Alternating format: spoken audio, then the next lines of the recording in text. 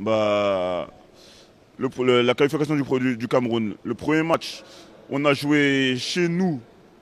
Non, ouais, le premier match, on a joué chez nous. On a perdu.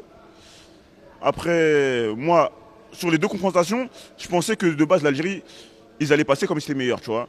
Après, le match retour, on a joué chez vous à Blida. Vous étiez favoris. Le match, il était chaud. Après, il y a eu les problèmes Gassama, les histoires d'arbitre, tout ça, nan, mais ça, c'est autre chose. Après, comme j'ai dit tout à l'heure, pour moi, c'est vous qui nous avez donné le match. Parce qu'il y a eu un manque de concentration.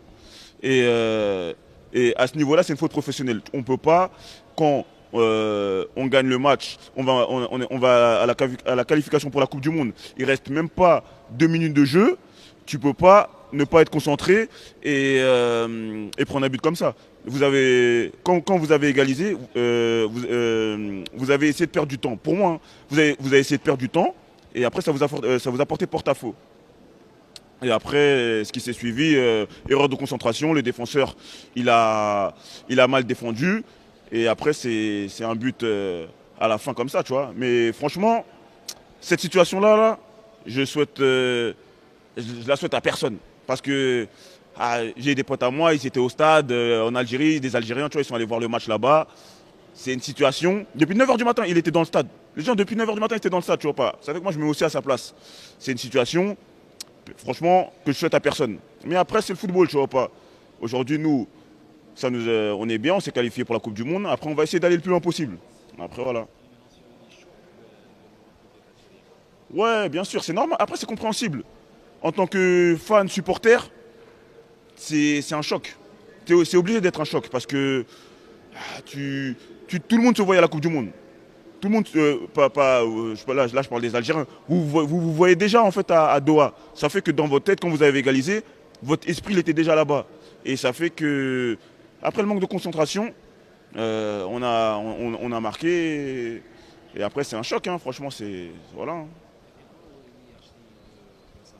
Non, après ça, c'est des rumeurs. Eto'o, il ne peut pas acheter Gassama. Eto'o, comme je dis, c'est un bon président. Avant, il y avait des problèmes à la Fédération camerounaise. Il est venu en tant que président pour régler tous ces problèmes. Et par exemple, il y avait des problèmes de primes, les gens n'étaient pas payés. Maintenant, il y a plus ce genre de problème-là. C'est un bon président. Et il investit de l'argent pour la fédération.